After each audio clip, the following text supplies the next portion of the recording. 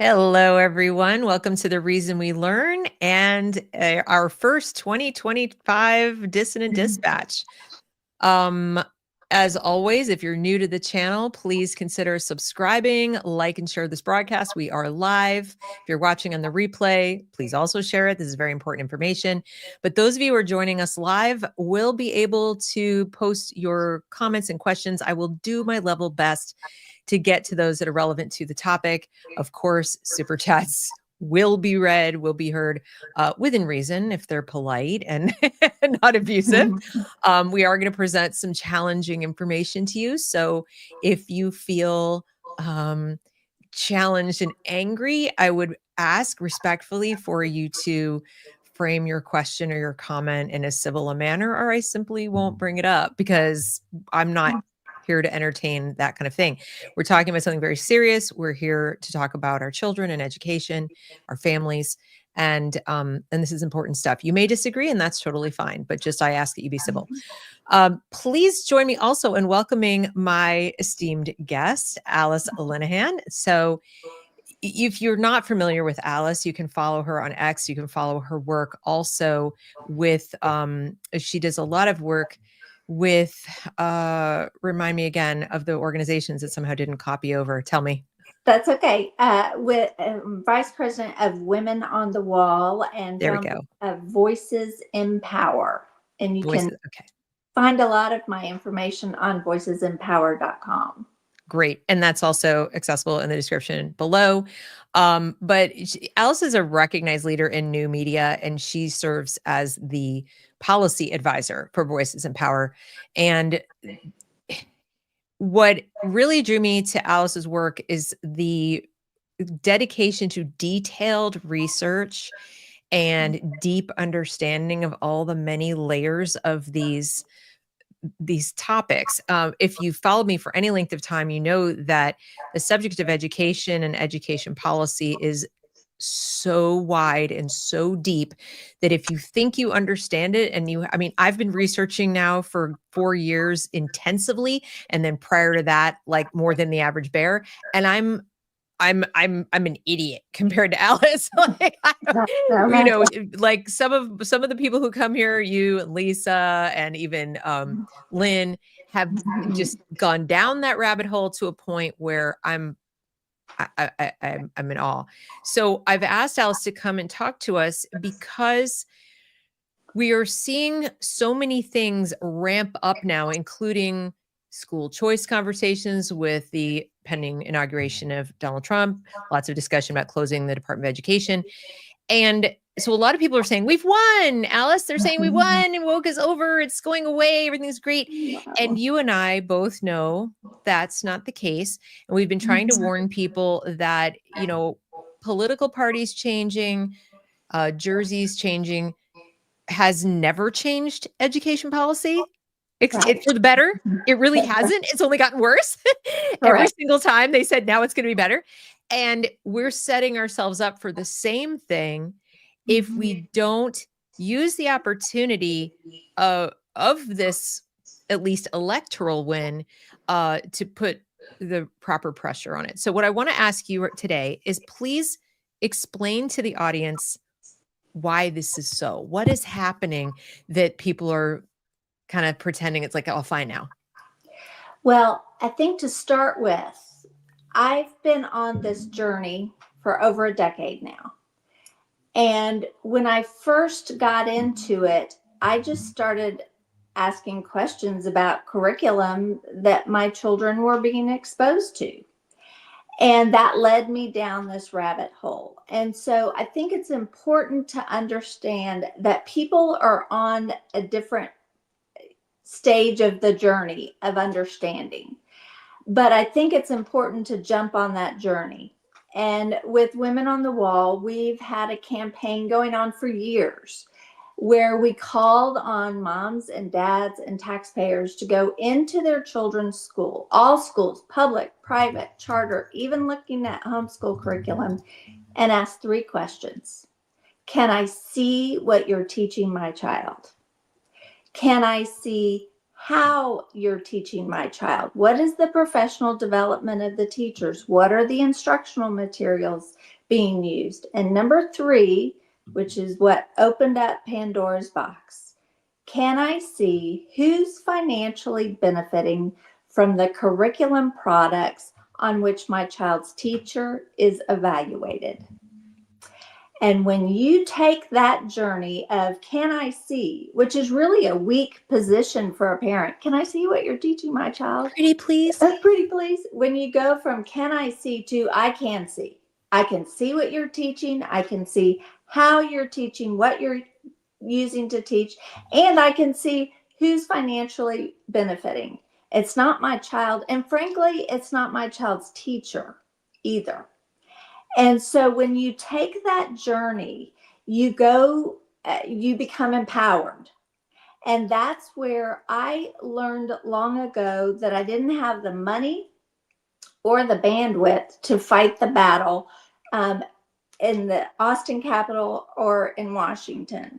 And frankly, when I tried to join forces with other organizations, when I started asking the hard questions like school choice, or why are you supporting a curriculum management system like HB 1605, and we can get to that later, I became the enemy because I wasn't falling in line.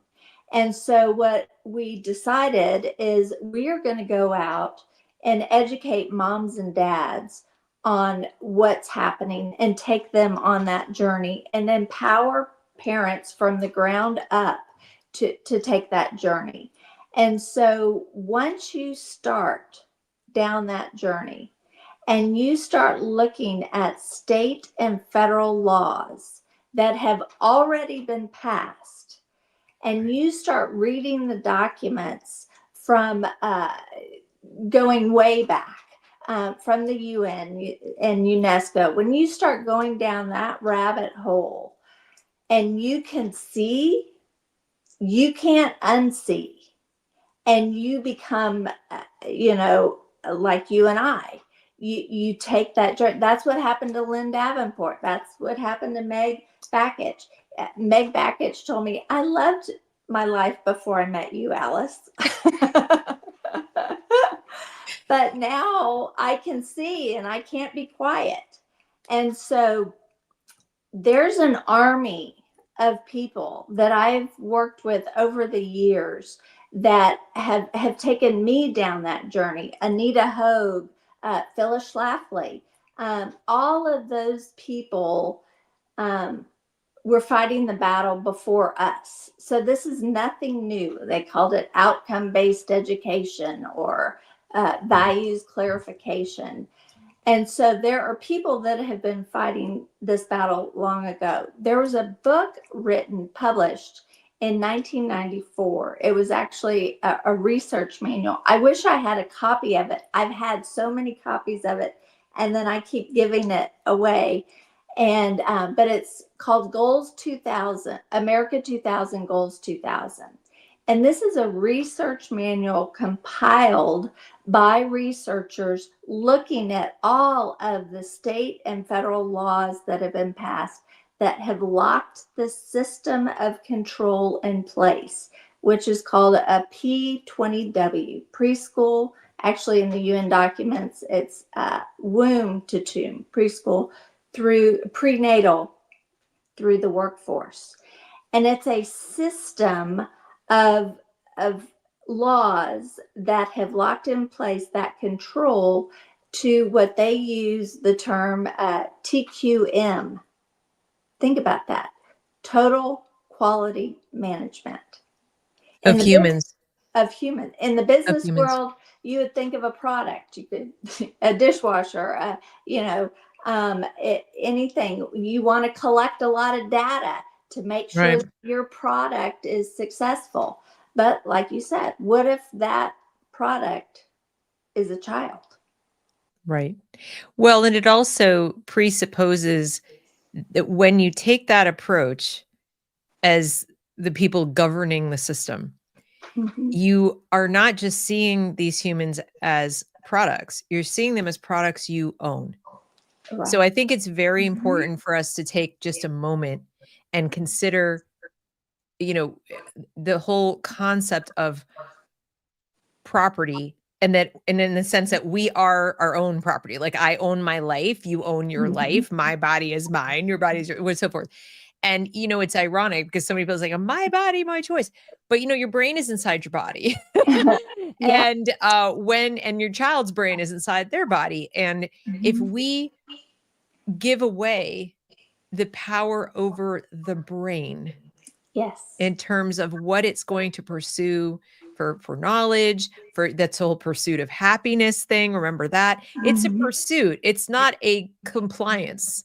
Right. The Declaration didn't say anything about compliance with somebody else's definition of happiness or usefulness, utility, etc. So we're not utilities.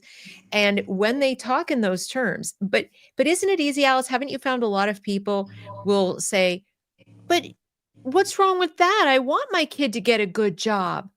I want them to be employable. I want the total quality management of their education, of their, they keep saying it's education of the person, of this, because then they'll have a good life. And then I'm lost. What do you say to, and I'm sure you've had these conversations, Oh, right? yes. Oh, yes. So what do you say when Well, people say things like that to you? foremost, I did not have my 3 children. I did not birth them to be human capital for the government.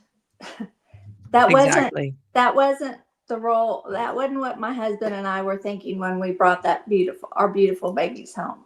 That's So first and foremost, as a mother, um, I'm frankly offended that right. someone would say that my children are basically human capital for the state. So when you go beyond that, though, so much of this is they want us fighting politically, Republicans versus Democrats, liberals versus conservatives. They want us fighting so that if we're fighting, we need them. And what's important to understand when you have teachers who their professional development is based around learning theories and teaching strategies that will modify a child's values, beliefs, and behaviors. What you are doing is you are taking individual freedom away from that child. When you teach a child to read well, write well, do math, and know history, they're free. And in the past in America and around the world, we had a K through 12 system of education where you went to school, you learned how to read and write and do math, and you were free. At 12th grade, you could go to college. College actually meant something. Or you could go down a vocational path. You are free also to fail and learn from that failure and go down a different path, but you are free. And that's what actually created the greatest economy in the world, is when individuals were free. In this system, this P20W system, we now in the state of Texas, a child has to decide what they want to be when they grow up by the end of 8th grade. And we are just going to educate you down that path for the workforce. I still don't know what I want to be when I grow up. I don't either. So when we talk about teachers using learning theories to modify a child's values, beliefs, and behaviors, whether I agree with that teacher's values, beliefs, and behaviors doesn't matter.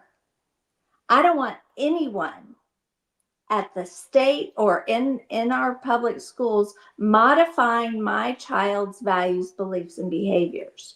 And that's what we see is, you see all of, I'm generally from the conservative Republican side of the aisle. I thought I was your stay-at-home Fox News junkie mom when my kids were little. And I did a lot to get what I thought conservative Republicans elected. When I started asking questions about this, I became the enemy. Yep. And I was going, what? Why? Senator, Ted Cruz, who I actually hosted his last fundraiser before he was elected as senator. I had direct access to him. When I started asking about these issues, I got cut off. When I was doing work with Empower Texans and Texas Public Policy Foundation, these so-called organizations, and I started asking questions, I became the enemy. That's when I realized it's not about electing the right person. We are not going to elect the right person to save us. We've got to save ourselves, and we've got to save ourselves and our children by understanding the power of manipulation in learning theories and teaching strategies.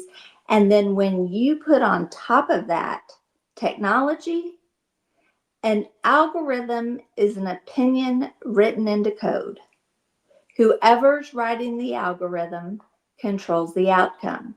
And if the outcome is being imposed on a child, we have just handed our children, our God-given children, to the state. That to me is scary and appalling. What's scary too, Alice, is that, some people will push back and say, oh, come on, the state is too dumb to be this conniving. And I'm like, but that's exactly what makes it dangerous. Yes. Is they are dumb. What I mean by that is, and algorithms are dumb too. So as we've seen with every prior reform that was ostensibly to improve outcomes, they've actually made things worse. Right. So it's not that I think these things are going to be effective as planned. It's that I can't even envision the negative outcomes that are unplanned, the unforeseen negative consequences. If you just look back in the recent past, 10 years, let's say, to the amount of change in our children based on the use of Chromebooks, just the use of Chromebooks. So not even AI with Chromebooks, just putting sort of old stuff, but like coming up on a device as opposed to a book and handwriting on paper and so forth. When they sold it to us, because we didn't have a choice, it just appeared one day. And when parents started noticing the books weren't coming home, and it really was like that, it was like, where's your backpack? What's going on? Where's the textbook? So it happened kind of like that. Then we were told it's wonderful. They're going to be ahead for the 21st century. They're learning tech skills, whatever, when in fact, they weren't learning tech skills. They were just learning how to manipulate a device. That's not the same thing as a tech skill or STEM or anything else. And just because you do need to function in an information society that uses technology doesn't mean that teaching the subjects using the technology is effective teaching. So they sold it to us as a package deal. Most people I didn't, but most people bought it. Like, that sounds good. Yeah. Don't you want that? Well, my school has Chromebooks for everyone, Yeah. And fast forward to now, we have screen addicted kids, ADHD off the charts. It probably isn't organic. It's kind of man-made. Their neural pathways are literally formed differently because they're so attached to getting this, and their stamina for reading a book, even reading a chapter of a book or writing anything, is nil. Just go back 10 years and even in my own family, my eldest is 21 and my youngest is 16.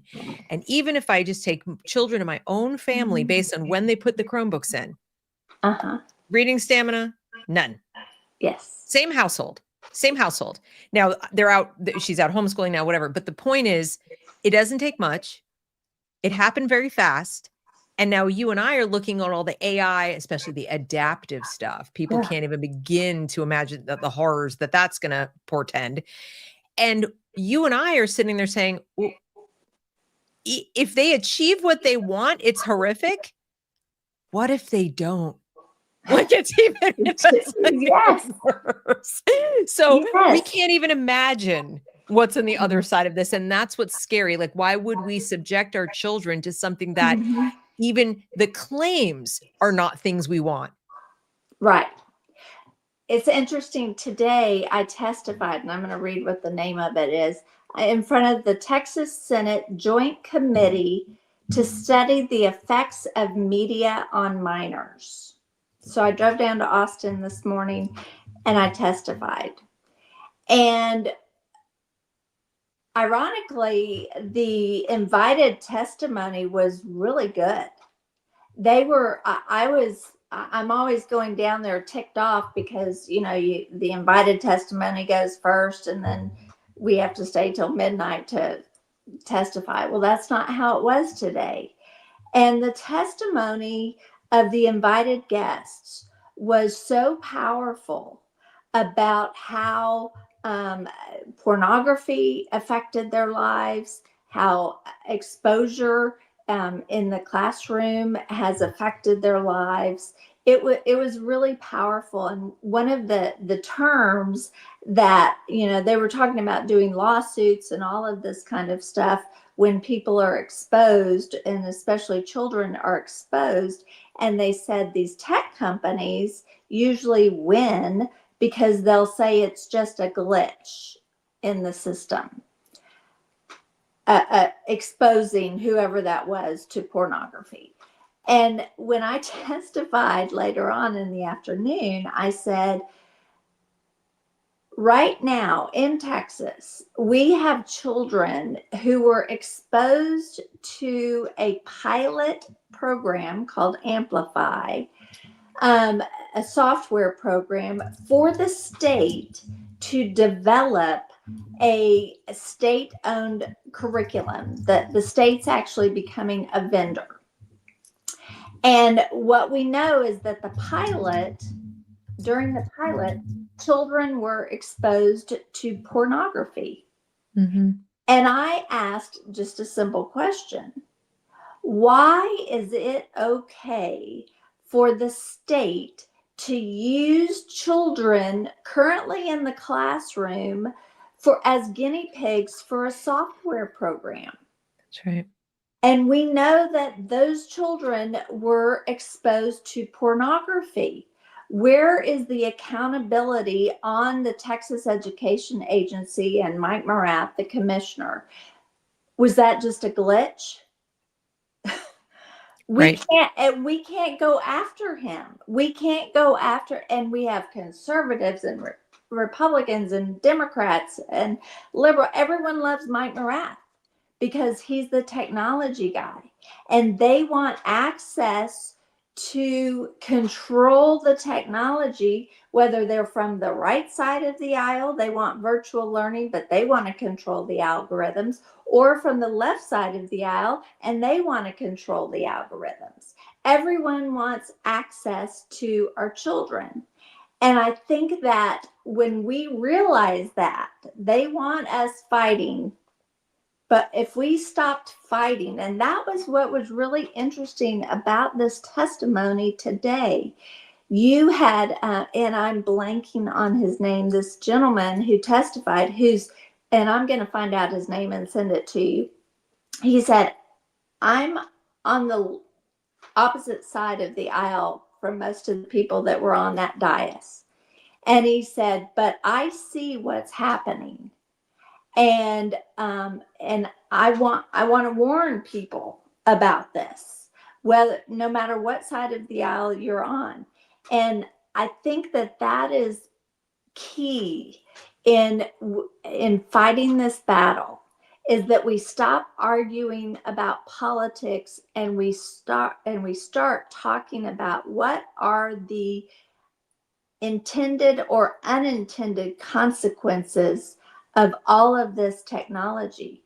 I read a quote during my testimony today from a book called The Age of Surveillance Capitalism.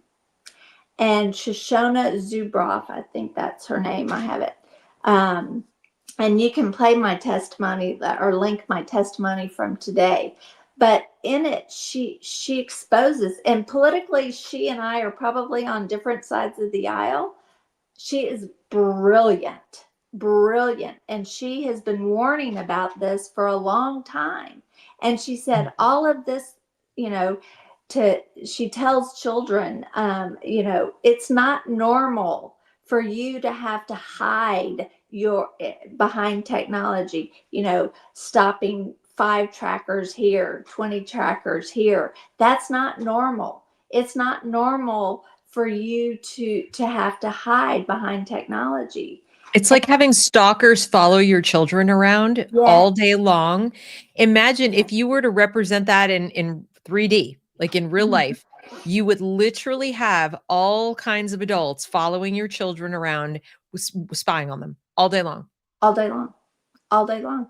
And through our schools, we're giving them the access point. That's right. And that the other testimony that was really powerful today was people whose children were trafficked through technology.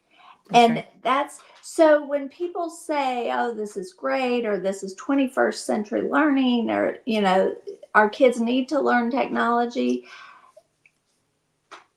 I want to say step back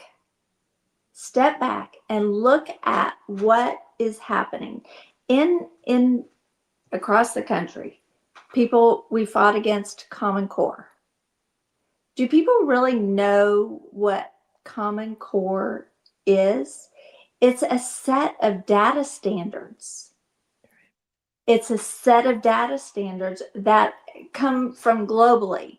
We can go down that rabbit hole, but there's direct ties to UNESCO. When you start looking at the Common Core and who was behind it, you had the obvious people, Bill Gates, but you also had the Bushes, you had the Clintons, you had Obama, and you had Betsy DeVos under Trump. Yes. Both sides of the aisle were all about putting in place these Common Core data standards. Because it's not, and I've tried to explain to people, it's not a common knowledge base. As you pointed out, it's a common data standards.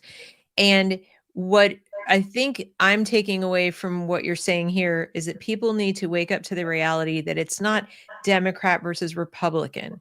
It's people in power who want more of it and they want to keep what they have and they want more of it. And the rest of us. And it really is that simple, because those people do not allow their children to use tech. Right. The people in Silicon Valley, people who are in this industry, keep their kids as far away from this stuff as you can possibly get. They do not give their kids the same stuff that our kids are getting shoved down their throats every day in school. And you made another point that I want to kind of piggyback on, because it's so important. When you said about politics and well, this is what I've been saying to my audience for so long.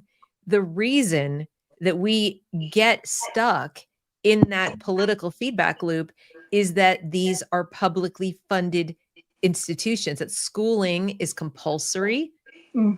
Okay, so we're required to hand our kids over or make other arrangements. And even then, which one we hand them to is decided. And every single solitary thing about it, from how the teachers are taught to certified to who gets hired, who gets fired, where the school is, how many kids are there, everything is decided by the state. And now, of course, also the federal government, because it's a giant honeypot of money that the state wants to get access to. So if you did not have both the compulsory nature, just to start with, and the government had to literally compete because it couldn't make you show up at their public option, things would be different. And if they couldn't force you to pay for it, if you didn't want to, the two things, not just the one thing, but the two things, then things would be different. But they've been able to do this for as long as they've been able to do it, because they have an unlimited supply of money. They have, our children are captive audience as much as they would be if they were in prison. Right. And we, the parents, are captive by association because we're the ones who go to jail if our kids are truant. So everybody's already captured into this system. Even those of us who homeschool have to sign paper, do all these things. So none of us gets out of this because of all the rules. So then everything you're saying, Alice, is on top of that. I just wanted to make that point again and again, because I think a lot of reformers will say things like, well, let's just take it back to, we'll get rid of the Department of Education and then everything will be fine. And you'll explain why that's false. Or then they'll say, well, if we just have it be local to the district, but otherwise it works the same way, it'll be fine. And I really don't think people understand the sheer amount of money, power, etc. People are not going to just give it up easily, are they? No, it's a trillion-dollar, multi-trillion-dollar global industry. I want to make an important point too. The federal laws that have been passed are key to understand. In 1965, I believe it was, the Elementary and Secondary Education Act was passed. ESSA, yeah. ESSA, you have federal dollars that came back to the state to teach economically disadvantaged children how to read. That was in 1965. Supposedly. Economically disadvantaged children still can't read, and now economically advantaged children can't read either. So it doesn't work. But that bill, federal law, was reauthorized and called No Child Left Behind under Bush. That's right. And that at that time, it was illegal to have a national database on students. So with No Child Left Behind, the federal dollars that came back to the state was to create statewide longitudinal database systems. That's right. And now they act like they can't possibly give that up, even though we didn't have it until W. And exactly. I'm sure you've noticed also that every time we've elected a Republican who has campaigned on education reform, and it's always that way. It's always, our kids can't read, we can't compete for blah, blah, blah. So everybody's like, let's put in the Republican to make sure we go back to our basics. We get our kids to read again. In comes the like, they double down on crazy. Yes. Every single time. Yes. Yes. Well, and what is important about No Child Left Behind was that was when you had federal dollars mandating testing. That before that, we didn't have your teacher tested you at the end of a class. Did you learn your algebra? And if you passed, you could go on. The control was in the individual student to pass or fail. That's right. And the teacher was in control. With No Child Left Behind, we had state mandated testing, or actually not testing, but assessing. And then we're collecting data on that. Important to understand too, another federal law that passed under Obama was WIOA, the Workforce Innovation and Opportunity Act. And what that does is it binds education under the Department of Labor, Department of Defense, Department of Education, and Department of Health and Human Services. So we could get rid of the Department of Education tomorrow, and I would be just fine with that, but it would not make a difference because we have federal dollars coming back to the state through these other departments. And I think that it's also important to understand that No Child Left Behind was reauthorized again and called the Every Student Succeeds Act. That was passed under Obama. Important to understand that's what mandated the Common Core College and Career Readiness Standards. And it's important to understand in that time period, we shifted to what they call the P20W system, preschool through the workforce. So now we've got the databases set up to collect the data. We've got children in our pre-kinder in our schools that were collecting data. And now they're collecting social and emotional data and assessing and collecting data. Right. But it goes through the workforce. Think about this. Every student, it's not to 12th grade and then you're free. We're collecting data on you. The state is from preschool to the tomb. If you're in the workforce, they're collecting data. And if you're in that P20W system, then you have to adhere to the mandates in the Every Student Succeeds Act. So that's why you have companies mandating DEI training, social emotional learning. They've got us all sucked into the system. We are all students. It's not just our children, it's all of us. And that's a very scary thing to think about. But we have to understand what the big picture is. And they, in that 1994 research manual, they were talking about it, how they were going to do it. And that Goals 2000, it's happening. And we can't deny that. So I think it's just so important for people to understand the system's been locked in place. Right. How do we break that lock? Exactly. So I've been having a little side chat with Savvy here in the chat, who has asked when the government in general, what year did private schools begin to take public government money? Now, this shocks most people that it goes back to ESEA in 1965 when Lyndon Johnson made it possible for private schools to get federal money for low income. And now that's not the same as vouchers, but it was a start. A lot of people don't know it goes back that far. And so then I gave another link and he said, 1965, but the Department of Education wasn't formed until 1979. Most people, Savvy, you're in very good company. So we're not picking on you, I promise. I'm just using this as an example because it's a great question and you are amongst the majority. Most people are walking the earth believing that not a dime, not a nickel of public monies went to the private system, and that the federal government didn't have anything to do with K-12 education before 1979. And that's just simply false.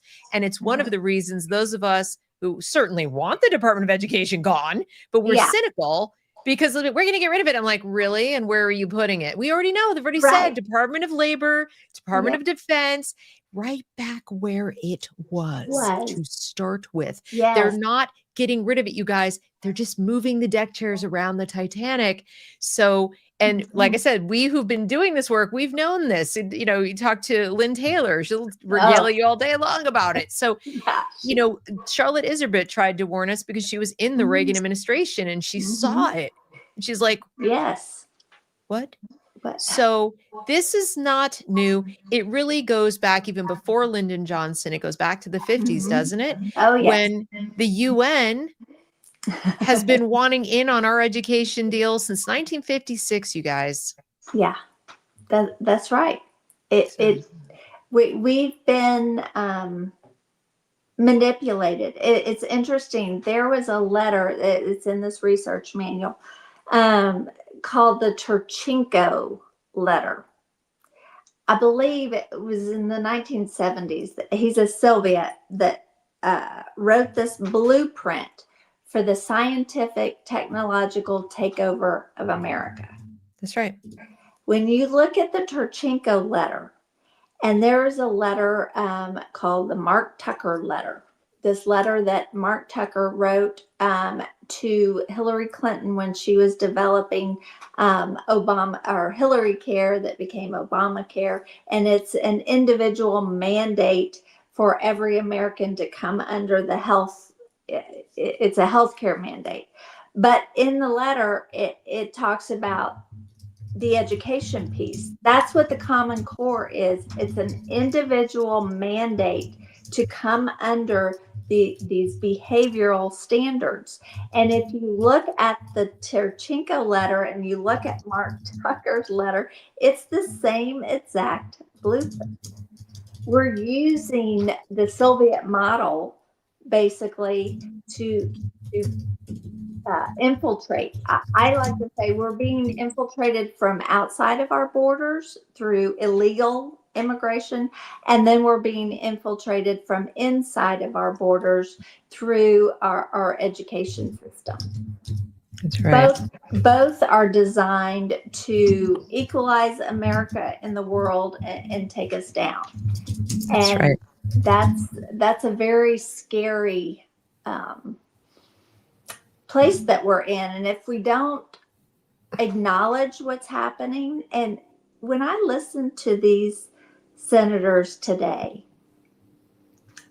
and they're talking about, I can't believe this technology in the classroom. I can't believe that children would go in and have to get on a device and mark whether they're sad or happy. And I can't believe, how did this happen? And I said, wait a minute. The legislature is what mandated it on our children. We funded bills like 1605, which sets up the framework for funding for the state to own a curriculum. And we passed Senate Bill 123 that mandates transformative social emotional learning. So senators, how can you ask, how did this happen? That's right. You legislate. They what is so galling to me is how many, and really many more Republicans than Democrats. So one thing I will say is that the Democrats, because they're perfectly content and they've never shied away from telling you they're perfectly content with the government running it all and to the nth degree, they don't care. And they actually like the idea of taking America down a peg, and they like the idea of us becoming part of some global governance UN thing. So they don't hide. What bothers me about the Republicans, and this is why I think that analogy I saw yesterday where they're like Gilderoy Lockhart in Harry Potter, is they're pretending they care about sovereignty, they care about individual rights, they care about free markets, they care about, values and family and all of these things that they claim to care about, while at the same time working absolutely hand in glove with the people who know what they're up to. I mean, they're doing it intentionally to undermine everything they claim to care about. And when you point blank ask them and you say, like, but don't you know, and I'm sure you've had these conversations with them face to face even, but did you see in this bill where it says this is and they don't even know what you're talking about. Glaze over, no idea what you're saying. And they immediately turn to, well, you just don't understand what we have to do, and we have needs, and we have to build coalitions, blah, blah. And that's their fancy schmancy way of saying, I have no idea what I'm supporting. I haven't read it. And even if I read it, I didn't understand it. I'm just wearing my America flag pin, All right, so you need to support me because I'm not that guy. I'm dumber than that guy. Big smile. That's them. That is it's so it's the wolves in sheep's clothing, whether they know it or not. It's interesting. I don't know if you've ever heard of Brandon Darby. He's a friend of mine, and I don't know why God put him in my path, but he's a dear friend. But I went on tour with him.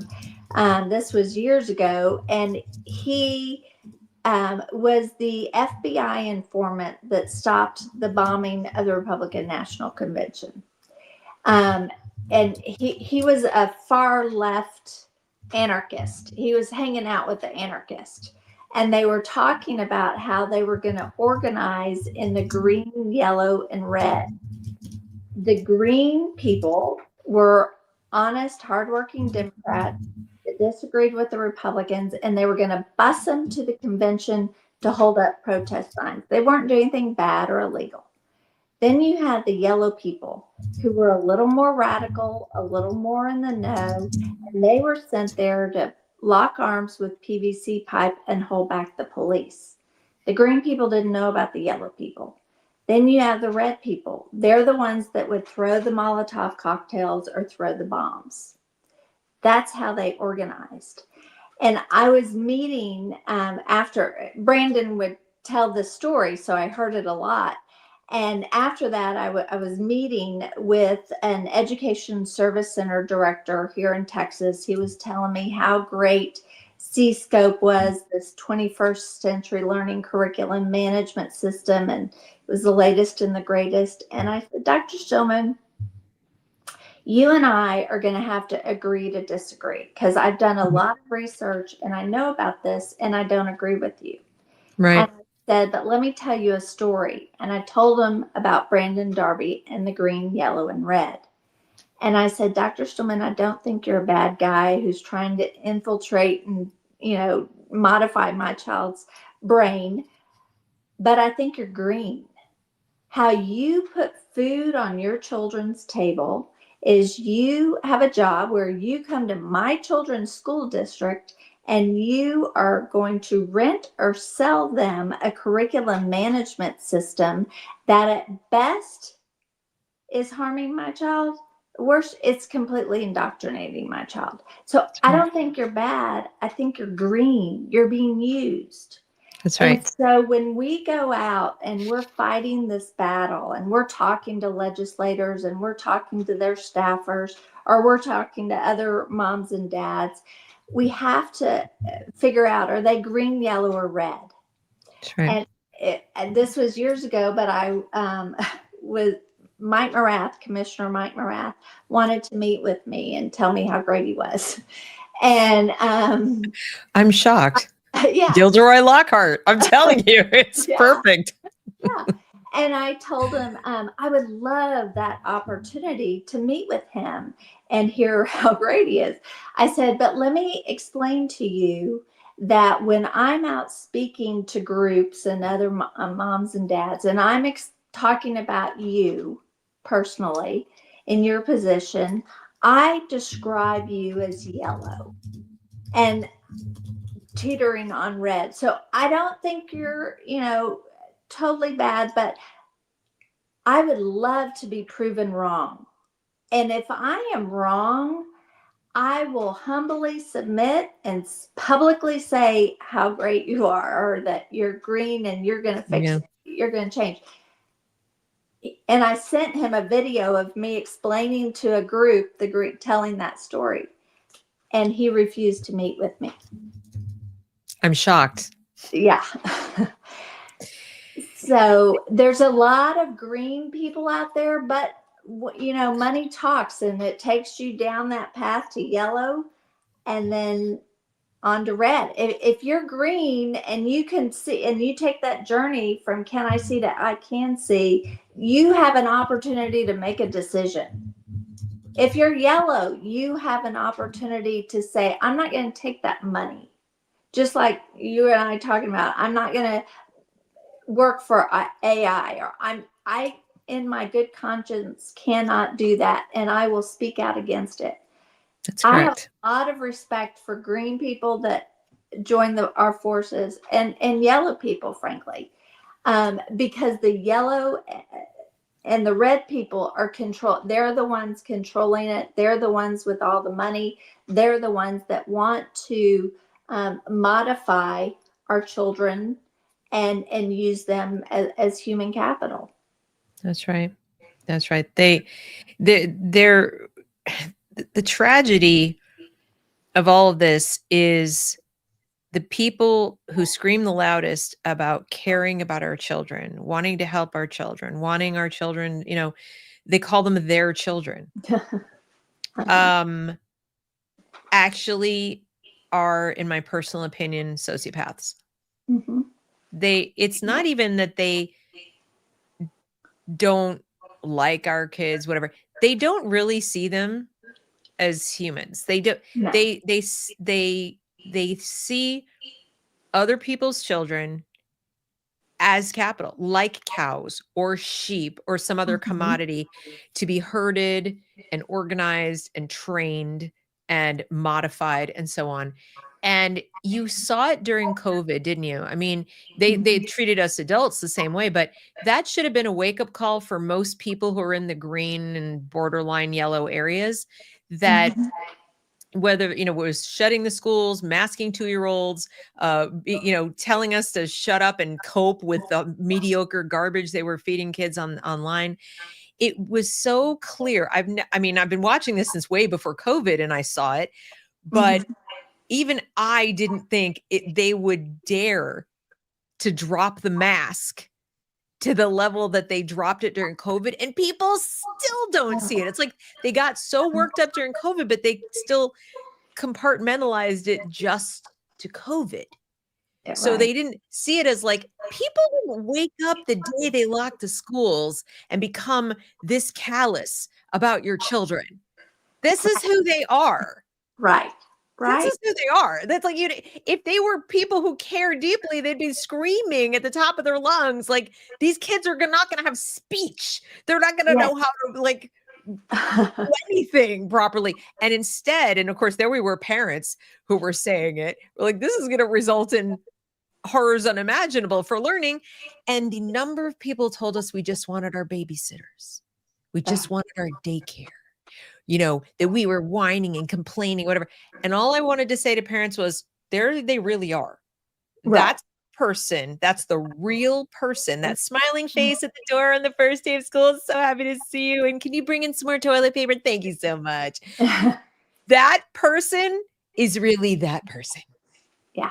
You were just introduced to the real person. And unfortunately, it didn't stick, did it? Second, they opened up the schools. Everybody's like, oh, they're back in school. And they didn't remember that same teacher, same person, still there. They didn't all quit. They didn't all get fired.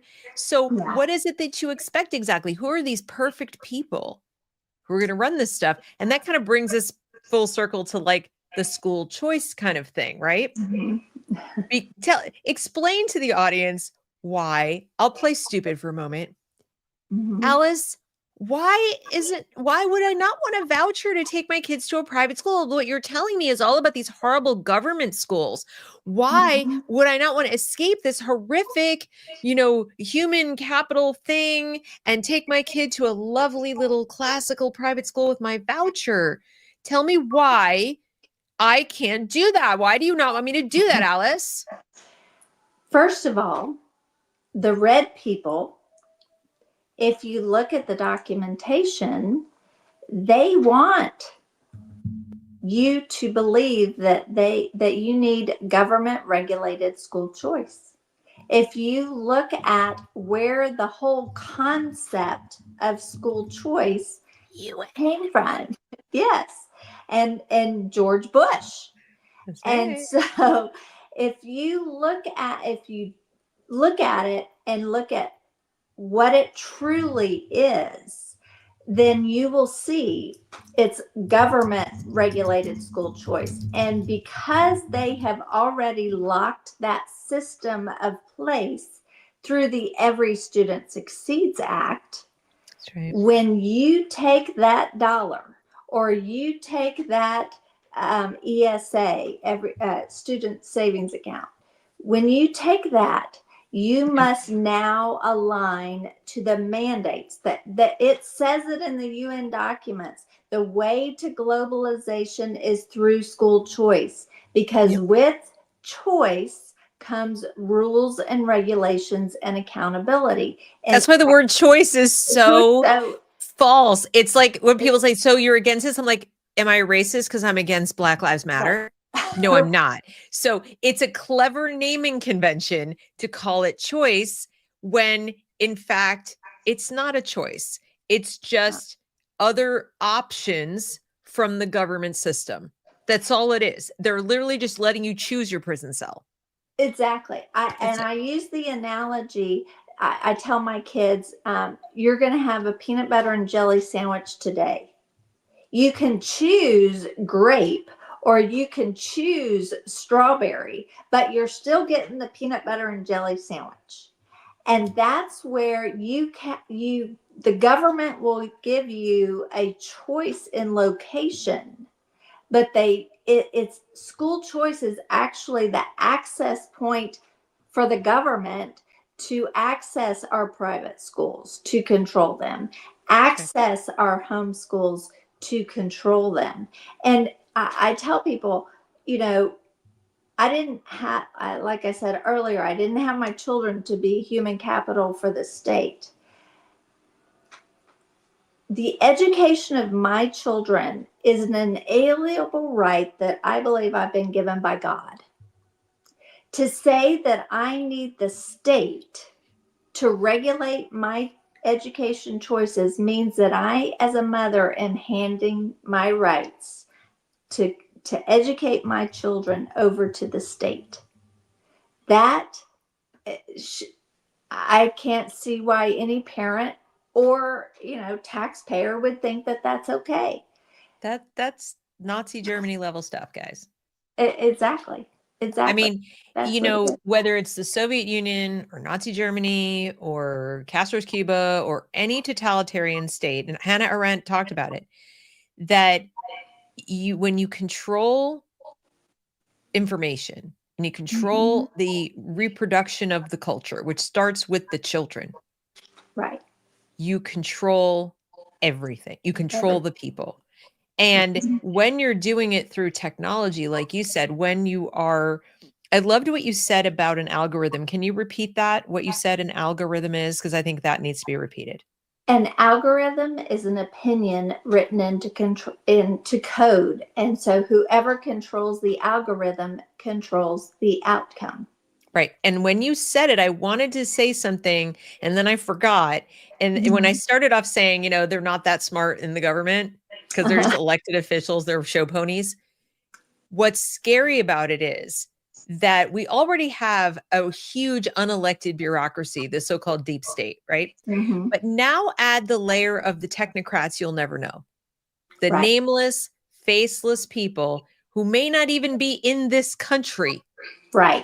Writing those algorithms that will be deciding with the adaptive learning models for the ed tech who gets what math problems and who gets others, who gets this lesson, who gets that. And not only will you not know, the teacher won't know. The teacher is no longer going to be a teacher. They're going to be a facilitator and a monitor, mostly a monitor, a human monitor of the children's activity to keep them on task. And then just, you know, feed them it says to go to lesson B. Here you go, lesson B. If they even have the teacher do that much work, mostly they're going to be a hall monitor. And the machine will decide who learns what. And how much of that will be decided by how many times they clicked I'm sad today. Or how many times, or which ones filled out the SEL survey that said, yes, my parents own guns in the home. Or yes, my mom takes medication, or yes, we do this, or or we go to church, or whatever they put in. I have 5 friends. I have 0 friends. My parents are divorced, whatever data they're collecting. And how do you know how they're sorting that? You won't know. And guess who else won't know? Your elected officials. That's exactly You're going to sit there and be voting for people to take your money and hand your money to people you don't know, you didn't vote for, who are putting their little wants and needs and opinions into code that they then claim is proprietary. You don't get to see it. Yes. Good luck FOIAing an algorithm. Have fun with that. I want to also bring up the national security implications of this. Because, and school choice. Because, you know, the push in Texas we have for charter schools, and as one of the choices for our children. For some reason, we can't get a bill passed to say that a charter school cannot be opened by just an American citizen. You have to be an American citizen to open a charter school. We can't get that passed. So we have charter schools, the Gulen schools, they're called they've rebranded several times, the Harmony Math and Science Centers. They use our tax dollars to create charter schools, and then they bring in teachers on HB1 visas from Turkey who have ties to the Muslim Brotherhood. That's right. That is very scary. It's very scary too if you go back and listen to Obama and talking about his goal to connect all schools. That is a goal, to connect all schools. So a kid in Austin, Texas can speak with a kid in Cairo and share ideas and learning from each other. Right. That Yeah. is a very, and when you have teachers from Cairo or wherever, it doesn't matter, wherever, you have just destroyed our borders. Well, you've destroyed our ability to reproduce the culture we claim to hold dear. And when I say culture, Exactly. I want to be very clear here on the channel. Okay. You have subcultures and microcultures that have to do with like your family or religion, your, ethnicity and all the foods you eat and all that kind of junk. But in terms of, I tend to be a big proponent of what I would call an omniculture. In other words, where in the United States, especially because our founding documents are so very specific about individual liberty, et cetera, and not all national cultures recognize that and approve of it or want it or whatever. We do. That's why we're here. And that is what that's kind of like, that's our law. That's how we govern our Bill of Rights, everything. So the ideal is to reproduce a population, regardless of what their sub and microcultures are in their own homes, that has as its omniculture respect for individual liberty, respect for the religious freedoms, respect for all of those things that, yes, do make us a melting pot and different, and that's all wonderful. But we're not a melting pot to the point of where this tribe doesn't like the Bill of Rights and this one no, that can be no. So when we talk about cultural reproduction, that's what I'm talking about. I'm not talking about even, speaking English all the time in your own home, but as long as we have like kind of one omniculture that's like, we understand it enough to function, but we respect the Constitution, we respect the Bill of Rights, we respect that particular rule of not law, not rule, under law or whatever. Right. And where we are equal politically, meaning we're not all going to have equal outcomes. Some people are end up better than others, but we have equal political standing in terms of being able to vote and all that.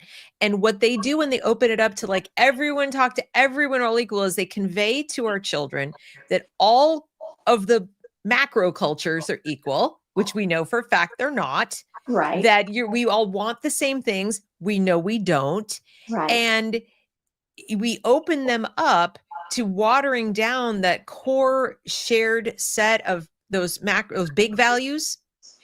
And how do you then support the Constitution and the Bill of Rights and individual liberty and freedom of speech and all the things when you do that? You literally can't. It will eventually fall apart because it's not the natural state of man to have those freedoms.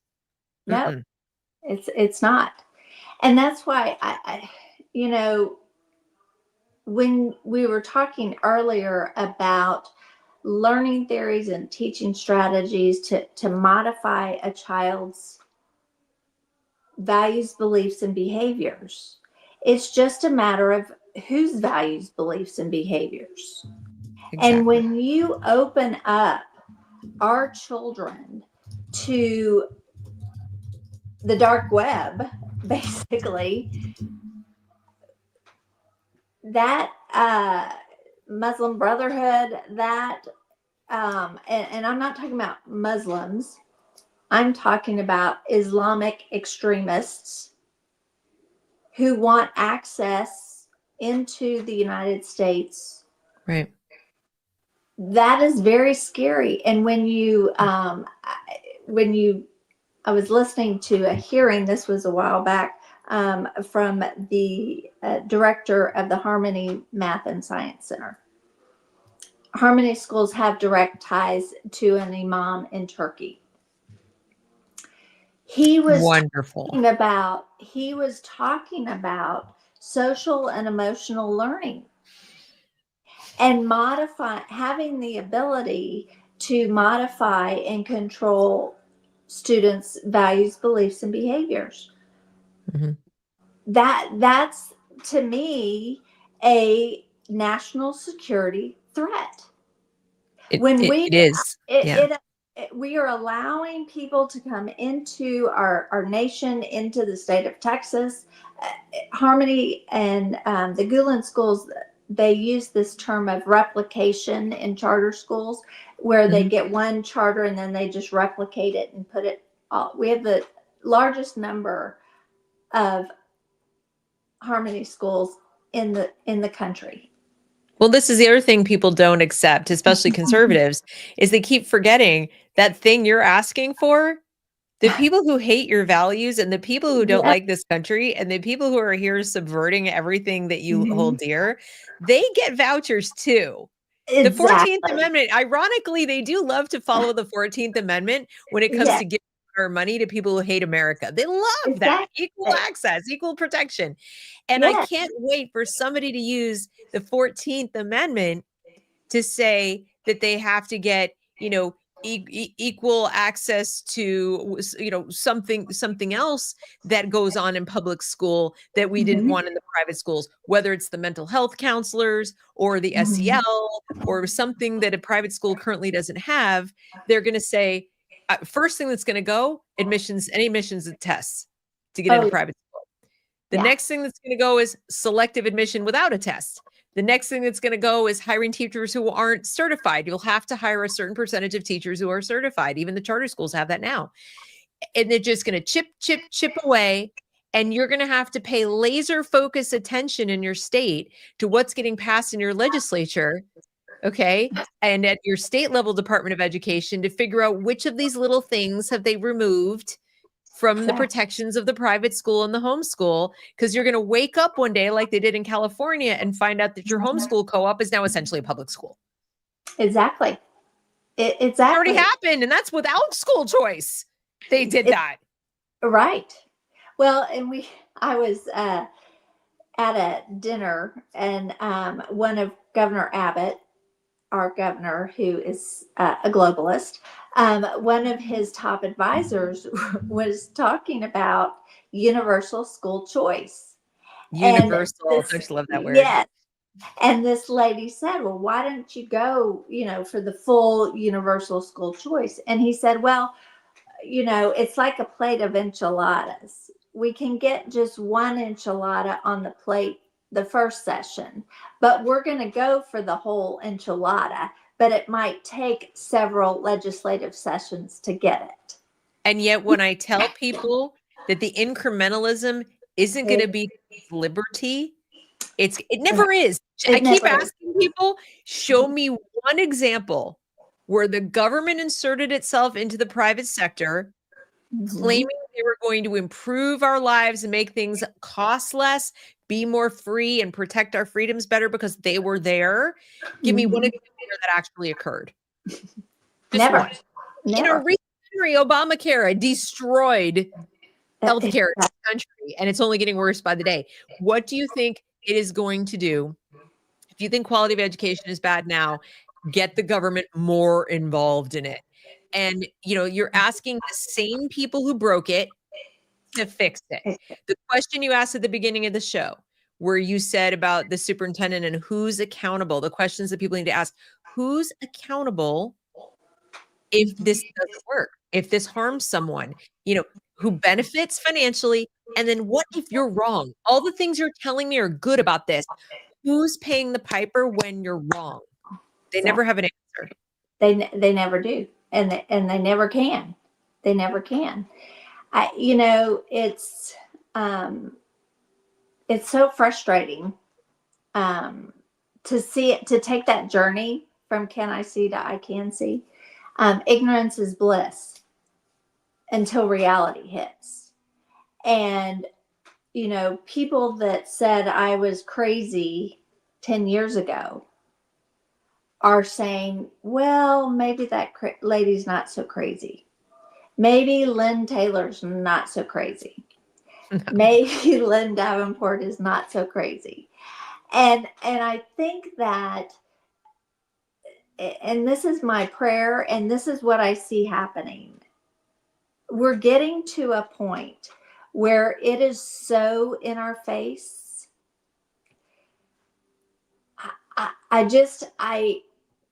There's going to be an uprising. There has. I don't know. I don't know how we.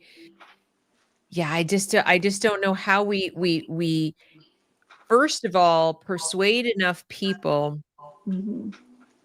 to get out, because to your point and Lynn's point too, both Lynn's, the juggernaut it's coming. In other words, school choice we're not going to stop it. You and I and Lynn, we have tried and tried and tried. Now we're making headway on kind of taking chinks out of their armor and like slowing them down, but they will overcome us. We will lose. And so what my point to most parents is, okay, given that, you're going to have to decide. Right. Now, I hear the arguments and say, well, my child's in school now, today, and they're in a dangerous situation, or they need to go to this private school today. So I'm going to take the voucher and I'm going to go do it today because I have no other out. And I find it really hard to tell them, take it on the chin and self-sacrifice, because if they aren't going to homeschool or can't get their kid out of that, and that's their choice, who am I to say don't do that? Right. But I am concerned about those parents who have littles. In other words, it's not a sixth grader or seventh grader. We're talking about a pre-kindergartner. Yeah. We're now saying, oh, yippee, my next 13 years, I'm going to have vouchers. I would really, my take, and I'd love to hear yours, is don't do it. Don't do it. That's what I tell people. And I tell my children, who I don't have grandchildren yet, but when we do have grandchildren, I can tell you that I will be the first to say they need to be homeschooled. And I think that's what's happening. I think what education looks like 10 years from now is going to be completely different. That's and right. I think that the homeschool, there are more homeschoolers now than ever before. And I think what's happening is you have those veteran teachers who've left, who are now helping, kind of these homeschool pods. Yeah. I think there's this transformation happening. And I think that my calling, anyway, is to educate parents to see that there are other choices, Right. away from the government. And I think that, like we said earlier, we're not going to elect someone to save us. We've got to save ourselves. Yep. And I think that starts in our own home with our own children, and educating them on the P20W system. This is what's out there. You're going to have to get a job. So you're going to have to understand what this is and navigate through it to be able to sustain your family. I think just naming it, understanding what it is. And, we talked earlier about the Novus Capitis. Yes. What is that? It's funny because I have a dear friend. He's helped me with my websites and all that kind of stuff. And he and I were talking one day. We had just kind of this jam session of ideas. And we were talking about how the red people control all the language through deceptive semantics, whether it's school choice, whether it's lifelong learning, 21st century learning. They control, what choice. Democrats are for choice, or I shouldn't say Democrats. You have all these people who are pro choice, with our right to choose whether we keep our child or not. uh, and then pro-life, they're controlling the language. And Right. by the way, all these pro-life conservatives who are out there saying how pro-life they are. How about protecting children in the womb and in the classroom? Because right now you're protecting them in the womb, but you're killing them literally in the Yep. classroom.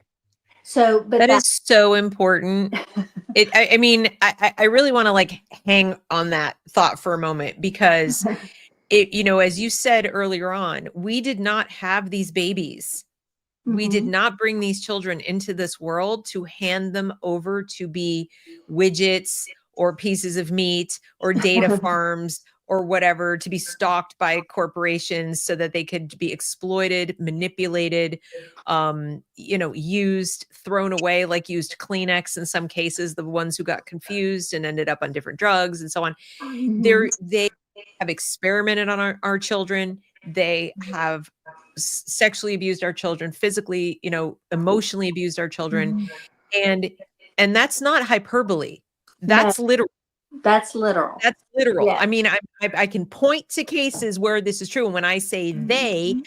I'm talking about the system of education in this country that exposed vulnerable children who weren't theirs, whether it's not the teacher's child and not the Mhm. government's child. They've taken vulnerable, captive audiences and without any regard whatsoever for who they are or what's going on in their lives, ironically, for all that they care so much about their trauma and their adverse childhood experiences, they universally expose them to some of the most confusing, manipulative, scary, traumatic messages, images, etc., without any discipline, without any structure, without any something to hold on to for their soul, Right. right? And then go, oopsie, we broke it. Now Yep. it's your problem, mom and dad. Yes. It's your fault. It's it's very frustrating, and it's scary to be in a position where, like, my children are at the age where my oldest son is married, where they're going to start having kids. Um, what will America, what will our state, what will our local community Right. look like for our grandchildren?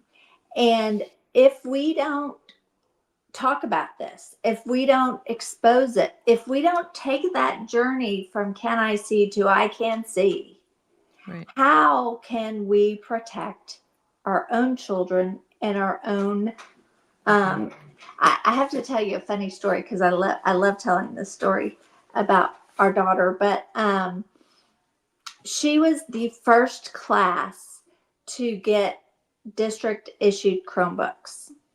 Oh God. And we were the only family in our district who would not sign off on her to use it.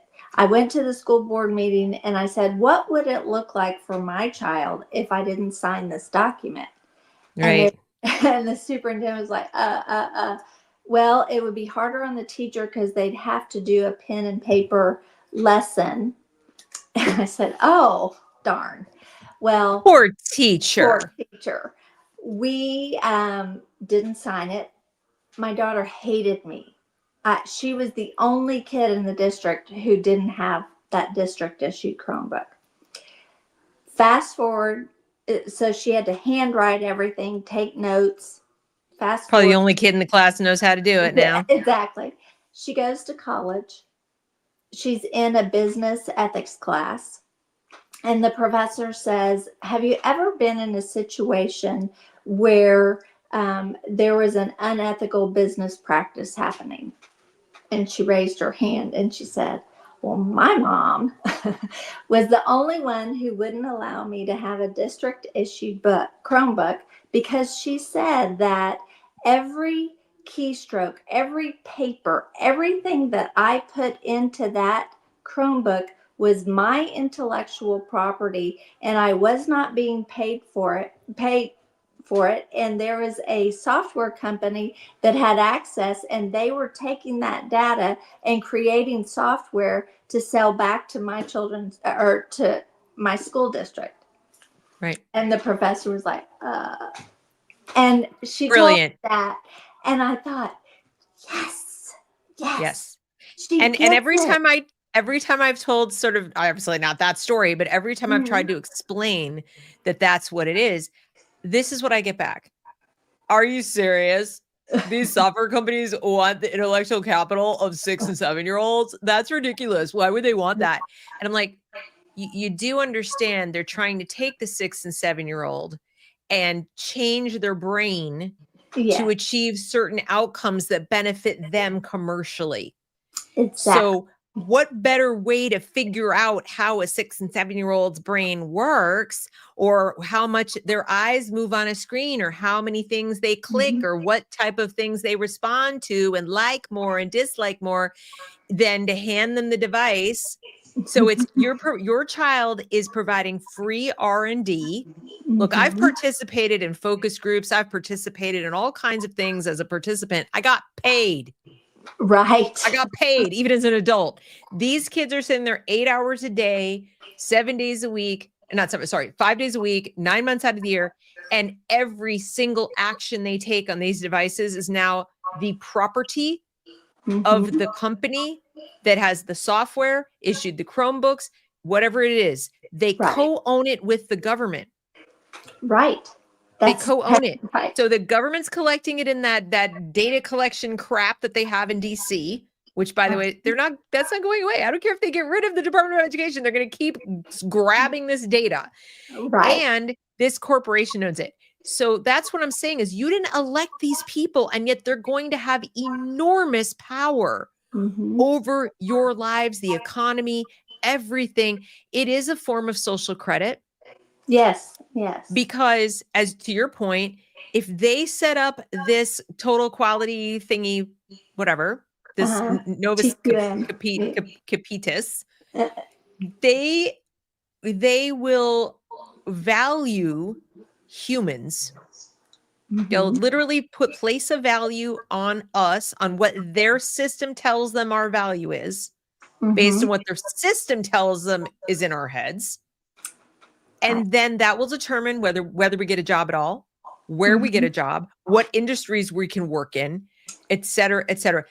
Some private corporation is going to be making your resume. Exactly. Not you, not your child, not even the government. The government's going to work for them. Right. It's a public-private they're just cronies of each other. There's no... I don't know what you call that. Is it fascism? Is it oligarchy? Is it cronyism? People call it stakeholder capitalism. I refuse to call anything capitalism that isn't a free market. So it's none of the. It's some kind of fascistic, technocratic. I don't know what you call it. It's a P3. It's a public-private partnership, and we're providing the seed money through our tax dollars, and we're providing the data through our children and frankly us. I want to really quick, my friend and I were having this jam session about talking about how they control all the language. So we wanted to come up with a term that we got to define. Nobody else does. That's where Novus Capitis came from. The idea of new capital. And we are the new capital. We're in this age of new capital. So that's where that term Novus Capitis came from. We wanted to create a term that we got to define, and putting it out there. We did this actually several years ago when I was looking and digging into Betsy DeVos and all her ties into AI and all of that. And then things happened. And so I was out of pocket for beginning in 2020. I had a aneurysm. And so I was out of commission for a while. And this was on the back burner. And, God works in funny ways. And so I don't think it was ready to come out this term. And now I think it's so in our face that I think people will understand it now. We are in this, age of new capital surveillance. That's right. Exactly right. So I guess what the final thing I want to ask you is, given that we are seeing such a major move now on, passing these school choice voucher bills, on, people throwing all in that, Donald Trump is going to save them. This administration is going to save education. They're going to get rid of DEI. They're going to get rid of all these things. What is the message you would like to give to, in particular, I mean, everyone, right? But in particular, Trump voters, in particular, those people who really, they threw all in and now may be ostriching a little bit, like, hey, he won. I can go back to being oblivious to what's going on because my guy is the guy. What is the thing you really want to say to these people? The people that were surrounding Trump in his first administration were 100% on board with this transformation. Betsy DeVos is a perfect example. He had many others. People think, oh, he was elected, now he'll surround himself with the right people. From what I see, the people who are his closest advisors are a part of the green. They may be yellow, but they're funded by the red. That's right. One of the perfect examples is Texas Public Policy Foundation and Brooke Rollins. She's beautiful, she's young, she's articulate, and she is 100% a wolf in sheep's clothing with respect to the fundamental transformation of education reform and school choice. And Texas Public Policy Foundation, if you look at who their funders are and you look at the big picture. So please understand that the way Trump got elected is he had to bring in everybody. Now these people want access, or now these people have access to advise him. I don't know whether Trump is green, yellow. I don't think he's red at all. I think that some of the people surrounding him are, and they may be yellow, green or yellow. They may not be red, but they're funded. Oh, I think Elon Musk is 100% red. Red, yeah. Red, you guys. Yeah. I think it's, and when you look at the technology, and you also look 100%. At the far right religious people surrounding him, they want school choice too. They want virtual learning too, because they want access to modify your children's values, beliefs, and behaviors. That's right. I may agree with some people from a Christian worldview, but we can't even agree on the different denominations in the Christian, under that umbrella. I don't want someone of Seven Mountain, whatever, I don't know all the terms, but, I don't want anyone, whether they're Christian or Muslim or whatever, I don't want anyone to have access to my child to modify their values, beliefs, and behaviors. Because what that does is it strips our children of individual liberty. That's right. It strips not only my role as a parent, that's one thing. But it strips my child. If they're modifying and rewiring a child's brain through technology, Mm-hmm. that is evil. That's right. That is evil, even if it comes under the auspice of a Christian worldview. Well, it's just it's a presumptuousness that Yes. violates the Constitution, first of all, Mm-hmm. because when people say, well, what if it's funding a private school, et cetera? I'm like, it's taxpayer funds. Right. And I always say to these people, I'm like, all right, it's also going to the madrasa. Yes. It's also going to the Jewish day school, the Buddhist Yes. school, the Confucius Yes. Society, the whatever. Like, so nothing that you think you want is because of politics. And so, and then when I bring up to them, there will be regulations and there will be audits and there will be all these things. And they'll say things like, well, why do there have to be? And then they don't like it when I pipe in and I say, I would want them to exist. Yes. So Yes. you should want, if I don't want any of this, but if it's going to happen, you bet I want it audited. You bet I want them watching like a hawk who's getting it. How much corruption have we seen in the charter school world Yes. alone? The shady real estate deals, the schools that open and close and nobody ever learned a damn thing. So Right.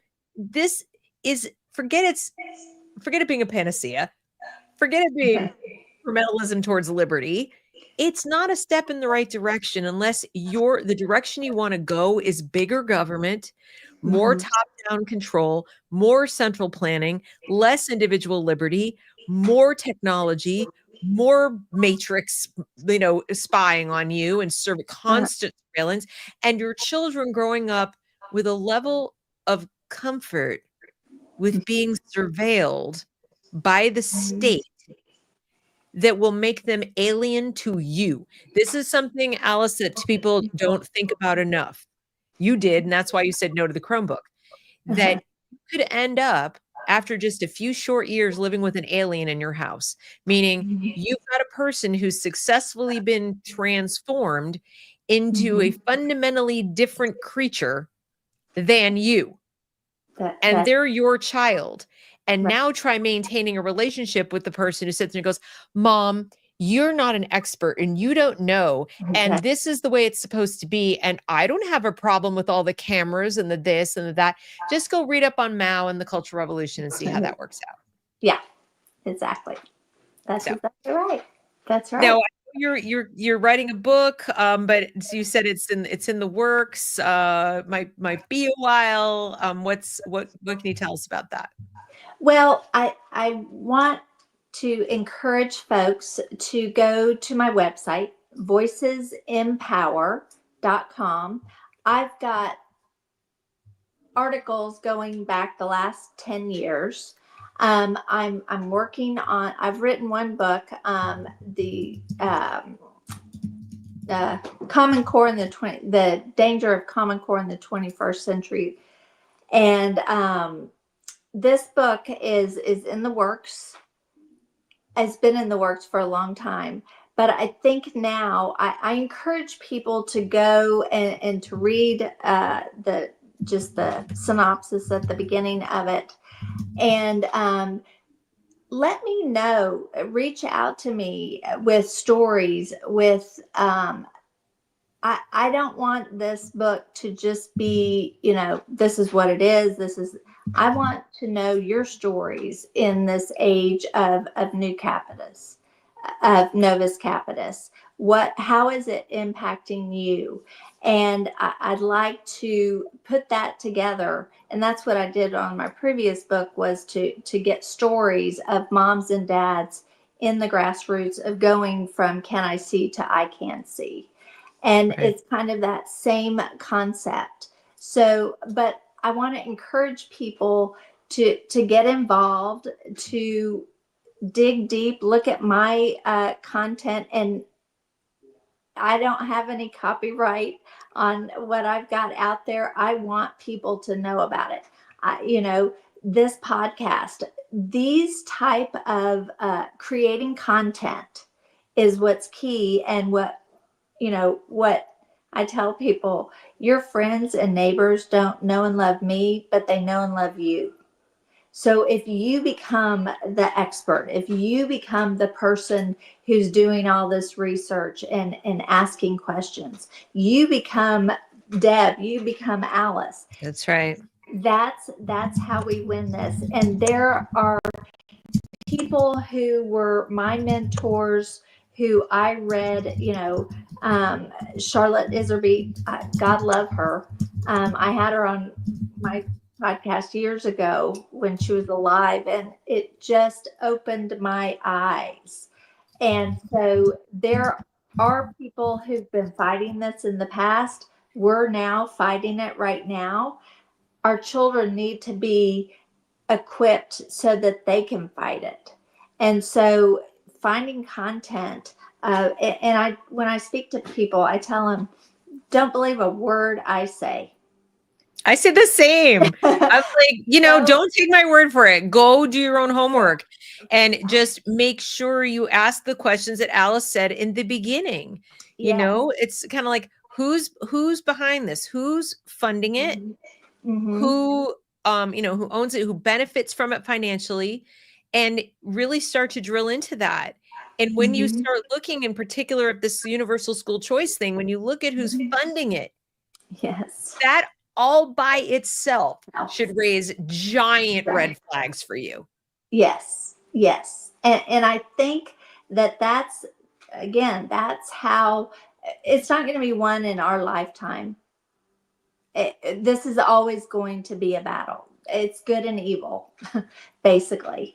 But we have got to live our lives in a way that we can protect our children and our grandchildren and give them a life of freedom and liberty. And to me, that's worth fighting for. That's what this whole battle is about. Whether Trump's in office or whoever's in office. That's right. Don't let up. Don't buy the whole winning or we won, or even if he successfully shutters the Department of Education. Don't call it a victory. Unless you get rid of ESSA, unless you get rid of the ties that bind, these financial ties that bind, you haven't solved a single thing. That's and right. even then you won't have solved anything, but it's the money. Follow the money. Don't people talked about let the money follow the child. What money? The whose money? Yeah. What? Right. And why does it follow the child? Why can't it stay with the parents? Right. Exactly. Why are we asking for, universal basic income for education? Exactly. And how is that not a stepping stone to universal basic income for everything? Exactly. It's here's your allowance. Here's how much of your money we're going to let you keep. Yeah. They already do that.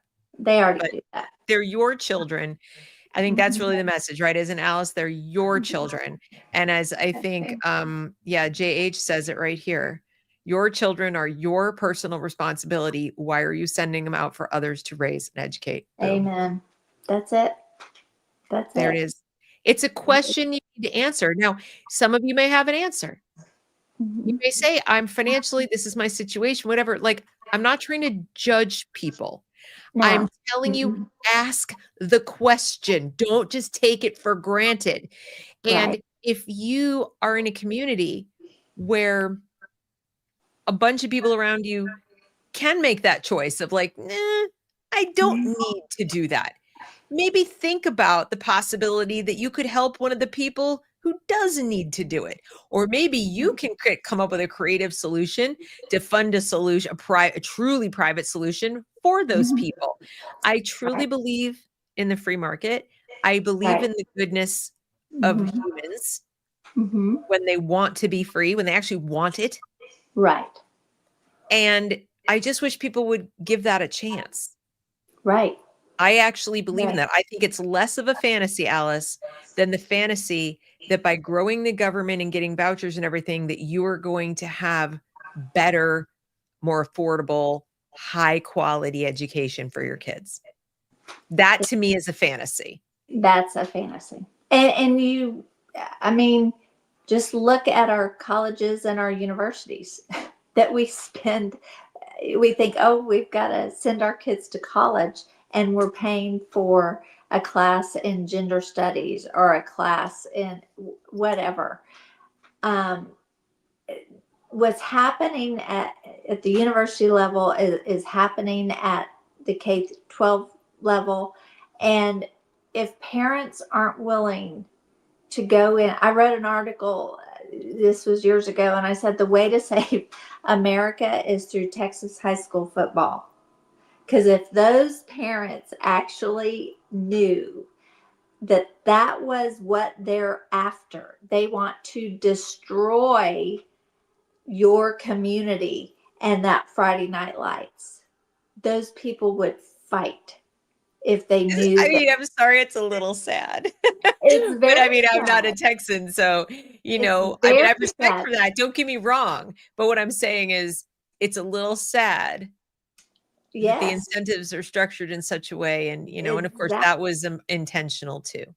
Yes, yes, it is. And If you it's think you're dependent on the school system now, wait until they make it the community school where the health center is there exactly. and your child is getting fed all 3 meals there. Yes. And that basically it's a hub, like a wheel. And the 21st Century Learning Center is the hub. And then off at the spokes are your healthcare, your That's right. your religion, your that they will Everything. everything. And think we're crazy, but go look at the documents. The documents are there. It's all there. It's It's we're we're all. we're just we're not telling you about any kind of secret Mhm. stuff that's not right on the website. Go to UNESCO. It's there. Exactly, it's there. The Pact for Peace, the Yeah. 2030 agenda, all the stuff is right out there for all the world to see. They're It very proud of is. it. They're very proud of it, and we just we have to be proud of who we of our legacy of Constitution, the Bill of Rights. We have to be proud enough to Yep. fight for it, and God willing, and our children are worth fighting for. I I know mine agree. are. I know Same. yours are too. That's right. Same. Uh-huh. So, Alice, I'm so grateful. Thank you for coming Oh, and sharing all this with us. It's such great information. Please, everybody, follow Alice. Go to the Voices in Power. I put the link into the comments. It's also down below. And, follow her on X. The content is fantastic. I'm a consistently fantastic, really detailed, and challenge yourself to ask these questions and see what you get. that's right. All right, everyone. Happy New Year again. Thanks for watching. If you're not already subscribed, please subscribe, like, share the broadcast, and I'll see you next time. Bye-bye. Bye bye.